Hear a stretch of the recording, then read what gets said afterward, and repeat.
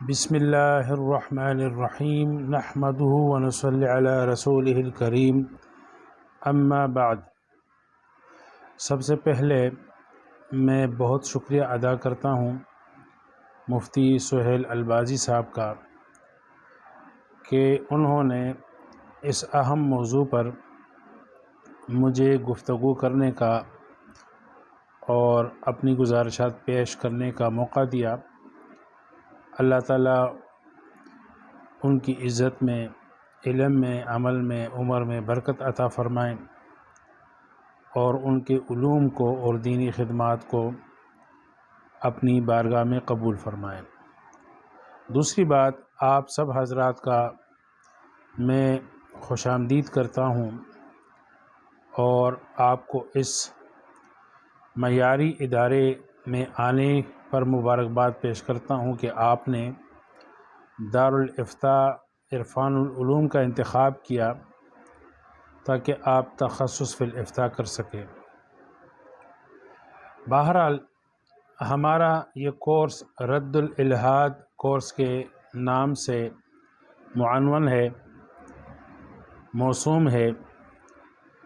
اس میں انشاءاللہ ہم 15 اسباق پڑھیں گے۔ آج اس کورس کا پہلا سبق ہے۔ اس سبق میں آپ کو اس کورس کا تعارف کروایا جائے گا، الحاد کا معنی اور مفہوم، اور اس کی مختصر تاریخ بتائی جائے گی۔ لیکن اس سے پہلے اس کورس کی ضرورت اور اہمیت کیا ہے، یعنی ہم رد الحاد کورس کیوں کر رہے ہیں، یا الحاد اور اس کے رد کو سمجھنا کیوں ضروری ہے، اس سوال کا جواب سب سے پہلے اور اہم ہے۔ اس کا جواب یہ ہے کہ آج دنیا کے جتنے فتنے ہمیں نظر آ رہے ہیں، اگر ان فتنوں میں سے ہم خطرناک ترین فتنے کا تعین کرنا چاہے تو وہ فتنہ الحاد کا ہے۔ اس کے خطرناک ترین ہونے کی وجہ ایک یہ ہے کہ انٹرنیٹ اور social media, social networks کی وجہ سے یہ فتنہ بڑی تیزی سے پھیل رہا ہے۔ دوسری وجہ یہ ہے کہ الحاد یہ تمام مذاہب کا انکار ہے، جو تمام مذاہب کے لیے آج چیلنج ہے۔ تو یہ واحد فتنہ ہے جس کا سدباب ہر مذہب کے لیے ضروری ہے۔ دنیا میں جتنے بھی مذاہب جس بھی خطے میں موجود ہے، اس کے لیے ضروری ہے کہ وہ جو سوچ یا جو فکر اس کو چیلنج کرتی ہے یا اس کا انکار کرتی ہے، اس کو جواب دے، اس کا سدباب کرے اور اپنا دفاع کرے۔ الحاد ایتھیزم پر اس زمانے میں بہت کچھ لکھا جا چکا ہے، لیکن ہم اس کورس میں کوشش کریں گے کہ مختصر طریقے سے جو بنیادی نکات ہے جو ہمارے ذہن میں یاد رہ سکتے ہیں وہ پیش کریں، اور اس فتنے کے سدباب کے لیے جو امور ضروری ہے مختصر طریقے سے مرتب انداز میں ہم اسے پیش کر سکیں، تاکہ آگے اس عنوان پر مطالعہ کرنے میں آسانی ہوگی اور سمجھنے میں آسانی ہوگی۔ دوسری بات کہ ہم اس کورس میں کیا پڑھیں گے، ہمارے اس کورس کا نصاب کیا ہے۔ تو رد الحاد کے کورسز میں جو نصاب طے کیے جاتے ہیں، ہر ٹرینر یا ہر استاد اور ہر ماہر اس فن میں اپنے طریقے سے کوئی نصاب اور عنوانات مقرر کرتے ہیں، ہر ایک کی اپنی ثوابدید ہے، لیکن ان تمام نصابوں کا اور کورسز کا جائزہ لینے کے بعد ایک جامع اور مفید جو نصاب ہمارے سامنے آیا ہے وہ ہے کہ الحاد کا سب سے پہلی بات کہ الحاد کا معنی اور مفہوم اور مختصر تاریخ کیا ہے۔ دوسرا سبق ہوگا کہ جدید الحاد کیا ہے اور اس کا پس منظر کیا ہے۔ اس کا بیک گراؤنڈ کیا ہے، کیونکہ ہم جس زمانے میں رہتے ہیں یہ جدید الحاد کا زمانہ ہے، تو اس کا پس منظر کیا ہے، یہ دوسرا عنوان دوسرے سبق کا ہوگا۔ اور تیسرے نمبر پر ہم بتائیں گے کہ الحاد کی اقسام کیا ہے، کیونکہ ہر ملحد ایک کیٹیگری کا نہیں ہوتا، بلکہ الحاد کی بھی مختلف اقسام ہے، اور ہر ملحد کی جو نوعیت ہوتی ہے وہ مختلف ہوتی ہے، تو ہر ملحد کی جو نوعیت ہوتی ہے وہ مختلف ہوتی ہے، اس لیے الحاد اور ملحدین کی اقسام۔ چوتھے نمبر پر جدید الحاد کے اسباب اور محرکات، یعنی وہ کون سے عوامل ہیں جن کی بنیاد پر جدید الحاد پھیل رہا ہے، تو ان اسباب کو سمجھنا ضروری ہے تاکہ ہم علاج کی طرف، الحاد جیسی بیماری کے علاج کی طرف پہلا قدم اٹھا سکے۔ نمبر 5، جدید الحاد کی اساسیات اور مبادیات، یعنی وہ کون سے علوم ہیں، کون سے نظریات ہیں، کون سے فلسفے ہیں جن سے جدید الحاد نے جنم لیا۔ تو ہر فکر کی طرح الحاد بھی کچھ بنیادوں پر کھڑا ہے، تو ان بنیادوں کو جاننا ضروری ہے۔ چھٹے نمبر پر کہ جدید الحاد کے اثرات و نتائج کیا ہیں، یعنی جن معاشروں میں الحاد پھیل چکا ہے وہاں کیا تبدیلیاں رونما ہوئی، معاشرتی، اخلاقی اور فکری سطح پر کیا نتائج برآمد ہوئے، اس عنوان پر بحث ہوگی۔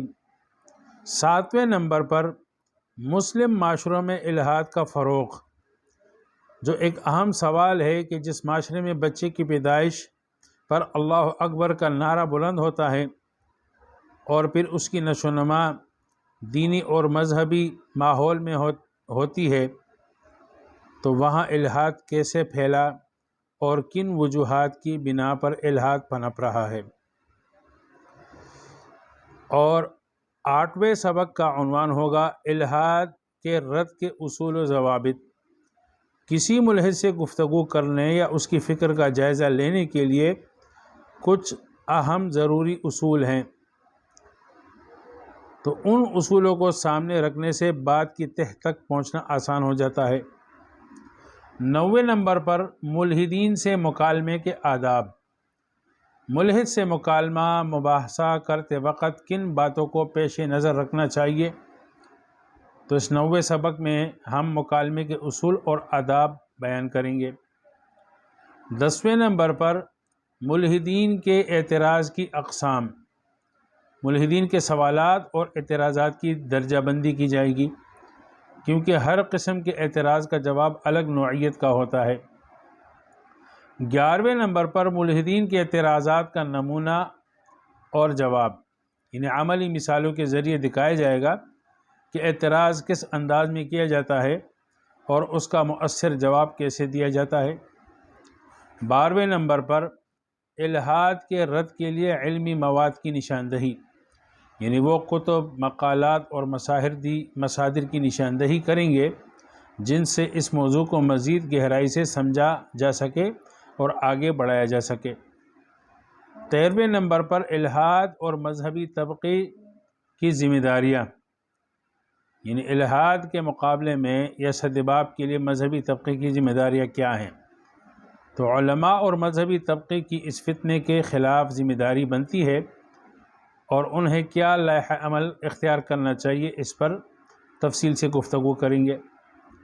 اور 14 نمبر پر جو سبق ہوگا کہ نئی نسل کو الحاد سے کیسے بچایا جائے، کہ جو لوگ اس فتنے میں پڑ چکے ہیں ان کی بات الگ ہے، لیکن نئی نسل کو الحاد کے زہر سے محفوظ رکھنے کے لیے کون سی تدابیر اختیار کی جائیں، تو یہ اس سبق کا موضوع ہوگا۔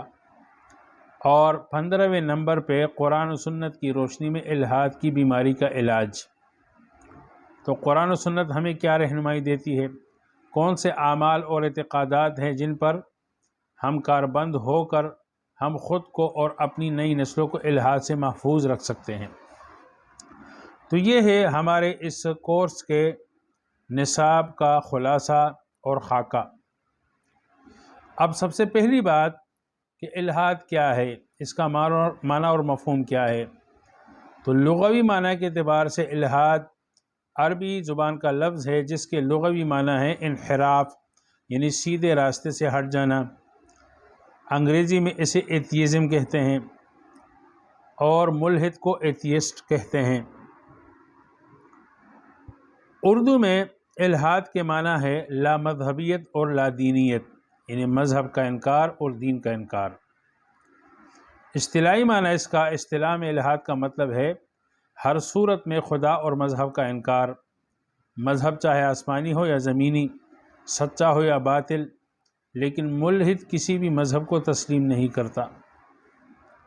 اب ملحد چونکہ مذہب کا منکر ہے تو ہمیں سمجھنا چاہیے کہ مذہب کیا ہے۔ تو مذہب کا مفہوم، مذہب کے دراصل 3 مقدمات ہے۔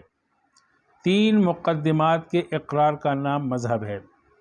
پہلا مقدمہ یہ ہے کہ انسان سے بالاتر کوئی ہستی موجود ہے، یہ بالاتر ہستی کسی مذہب میں بت ہے، کسی میں ستارے، کسی میں ایک سے زیادہ خدا ہیں اور کسی مذہب میں صرف ایک خدا ہے، یعنی خدا اور انسان سے بالاتر ہستی کا یقین، یہ پہلا مقدمہ ہے کسی بھی مذہب کا۔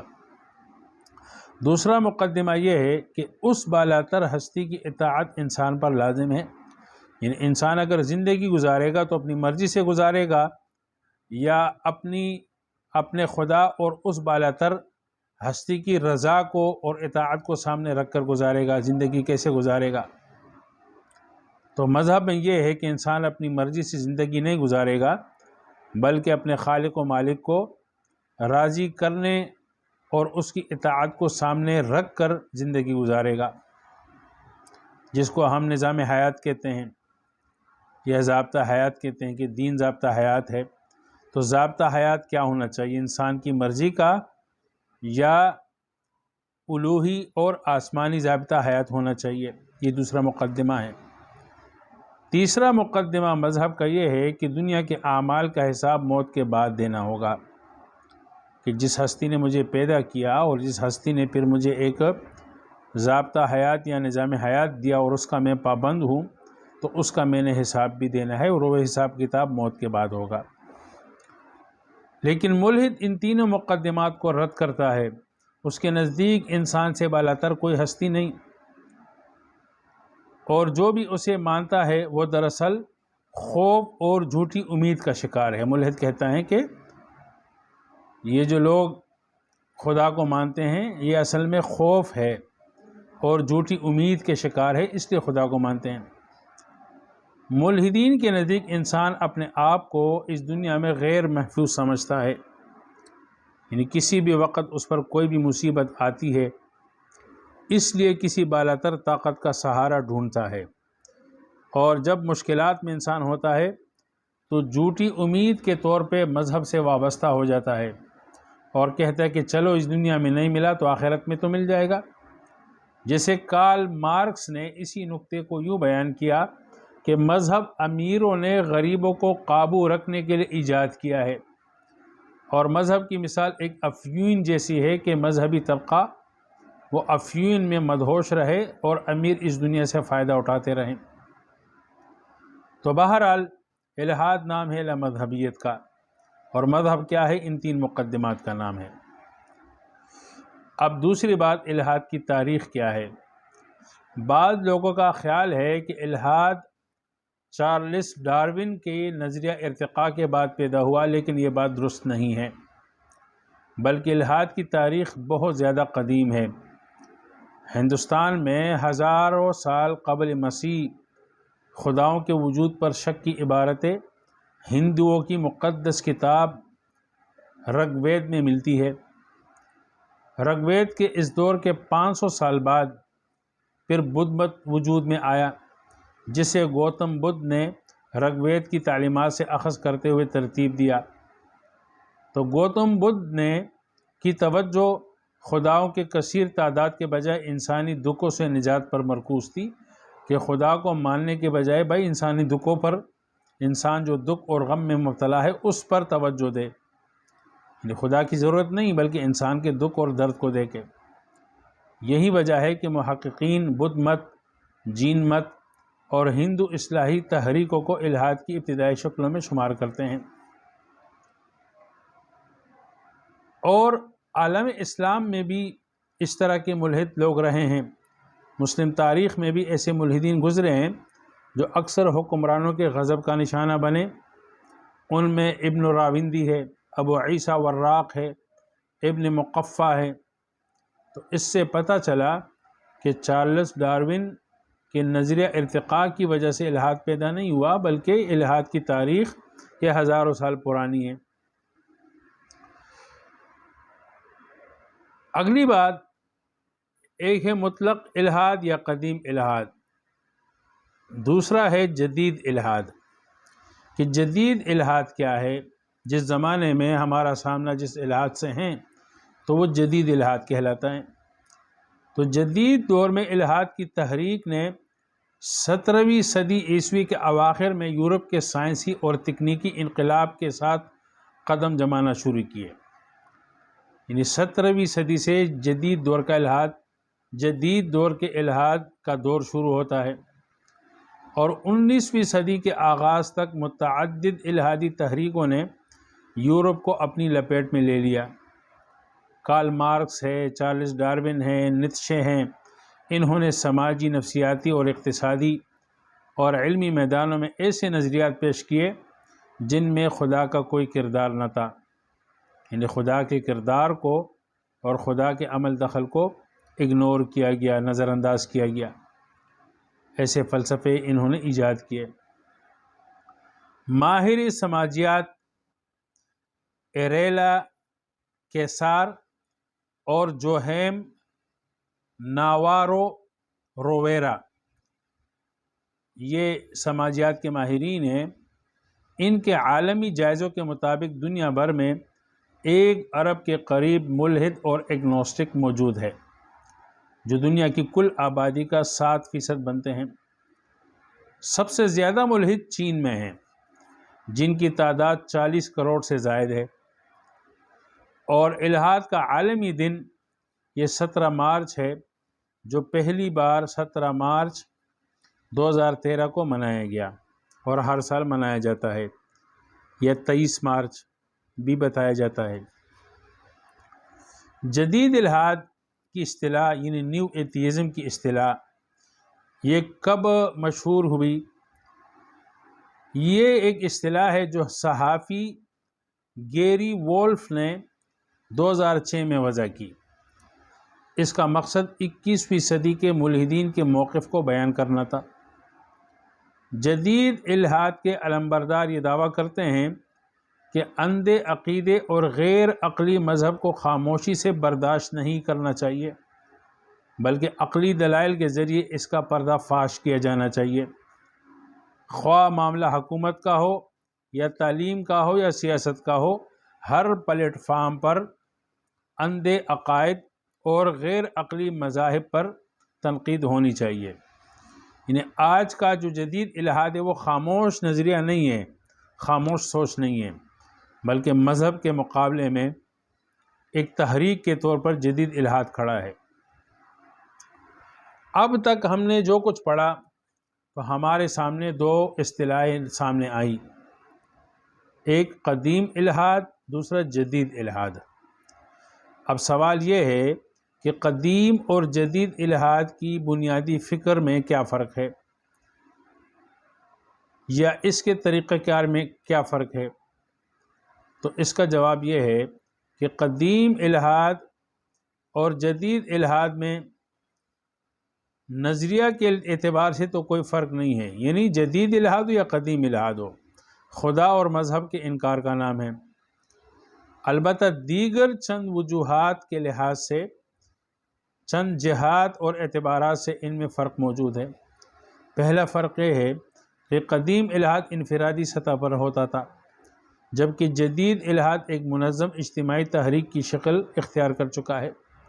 ملحدین نے باقاعدہ کمیونٹی بنا لی ہے، الحاد کی دعوت عام کی جا رہی ہے اور ایک دوسرے کے حق میں مل کر آواز اٹھائی جاتی ہے۔ تو یوں کہنا بجا نہ ہوگا کہ الحاد نے خود ایک مذہب کی شکل اختیار کر لی ہے۔ جبکہ قدیم الحاد ایسا نہ تھا، وہ انفرادی سطح پر تھا، کسی کو کوئی مذہب کے حوالے سے شبہ ہو جاتا تھا وہ انکار کر لیتا تھا۔ دوسرا فرق یہ ہے کہ قدیم الحاد کسی منظم علمی یا فلسفیانہ نظام پر مبنی نہیں تھا، یعنی قدیم الحاد کے پیچھے کوئی علمی فلسفے نہیں تھے۔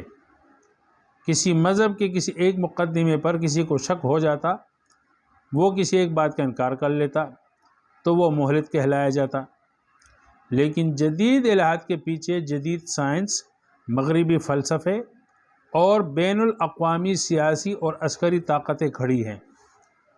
آج کی علمی دنیا میں سائنس اور مغربی فلسفوں کا چونکہ راج ہے اور سیاست اور عسکریت میں بھی مغرب کا غلبہ ہے، تو انسان فطری طور پر غالب قوت سے متاثر ہوتا ہے۔ اسی لیے ملحدین کے غیر منطقی دلائل کو بھی لوگ منطقی سمجھتے ہیں، کیونکہ وہ اس کے پیچھے غالب قوتیں ہیں، غالب معاشرے ہیں، غالب قومیں ہیں۔ اس لیے جدید الحاد کو سمجھنے کے لیے ہمیں مغرب کو سمجھنا ضروری ہے، کیونکہ مغرب ہی اس فکر کی اصل جائے پرورش ہے۔